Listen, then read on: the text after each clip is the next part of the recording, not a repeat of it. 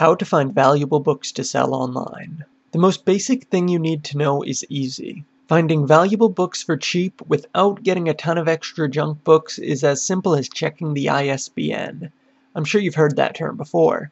It's the single number that you can use to make sure you're looking up the same book's price as the one you're holding in your hand. You can find it on the back of some books, but you can almost always find it on the inside publisher's page if you have to. Look up this ISBN number in Amazon or whatever software you're using, and if it's selling for enough more than you can buy it for, then it's perfect for reselling online. Amazon is my first choice for reselling. If you're looking to start making money selling used books online, then there's an unlimited number of paths you could take. One path that too many people take is the check-em-all strategy. This is, as the name implies, going to a bookstore and just checking every single book and checking the price online.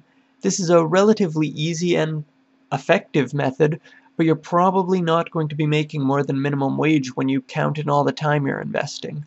I personally believe it's wasting valuable time you could be using to learn more effective methods. Another path you could take is the collector's route. Instead of just churning through a ton of books, collectors, despite the name, tend to look for diamonds in the rough. Being a book collector can be valuable, but there is a very high learning curve and it's rather unpredictable. If you're looking for a first edition that you can make a few $100 off of, you might need to look for a very long time. This was never the path for me. The path that I chose to take was the in-between path. When I go looking for books to sell online, I want to find books that I can make more than $10 off of without having to look through hundreds of different books to find them. To make this happen, I had to create a strategy. This strategy was very valuable to me, but since I've moved on to a new strategy, I feel comfortable sharing it. By using it, you can expect to make $20 to $40 for about 30 minutes work. I'm going to try to make it as simple as possible.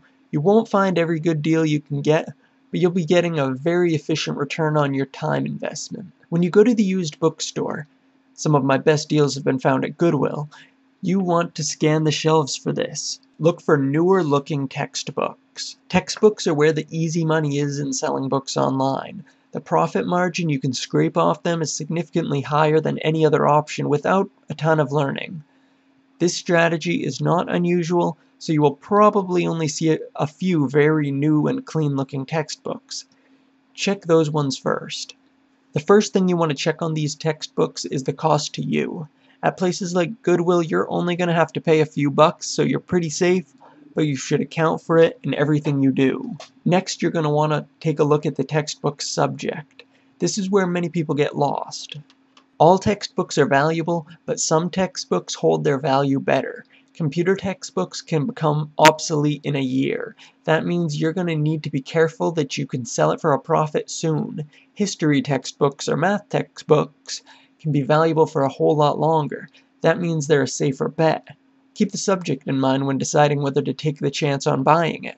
Look up what it sells for before you buy. You can do this in any of a million different ways. Some people search the ISBN on their phones, some people write them down for later, and some even rent barcode scanners for searching books. Just look up the price before you buy it. Textbooks aren't magic. Most of them are worthless. You can easily waste all of your profits buying worthless textbooks. Don't get in that trap. Only buy what you know you can sell for a profit. While you're looking up the price, be sure to check out the popularity as well. On Amazon, you can check its sales rank. This is a very iffy number that doesn't mean all that much, but in general, you're going to want to stick with books under 200,000. After going through the newest textbooks, start checking out some of the slightly older textbooks.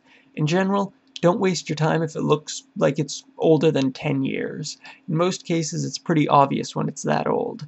You're going to want to watch the conditions of the books you're considering. Selling beat-up textbooks can make you a profit, but it will sometimes ruin your reviews, even if you said it was beat up in the ad. If you're up in the air about whether or not to take a chance on a textbook, consider the condition. Using these guidelines, I was able to consistently pull a good profit selling used textbooks. Naturally, there were good days and there were bad days, but it certainly had enough good days to make up for the bad. If you found this video helpful, then please share it with others and like it. If you want to see more book content, then please follow. Oh, one more thing. Don't rule out high school textbooks. When you find high school textbooks in a thrift shop, you can sometimes run into some gems. High school textbooks are replaced a lot less often than college textbooks. That's bad for the school system, but very profitable for you. Schools regularly are looking to buy old copies of a textbook because they're only a couple short of a full set that they need. They have the choice of buying 50 new textbooks for $100 each or finding one or two more copies. They're willing to pay a lot for those one or two more copies. The price of the high school textbook is often 100 times more valuable than the college equivalent. It sells less often, but the profit is big. Okay, thank you, and please share this video if you liked it and it helped you.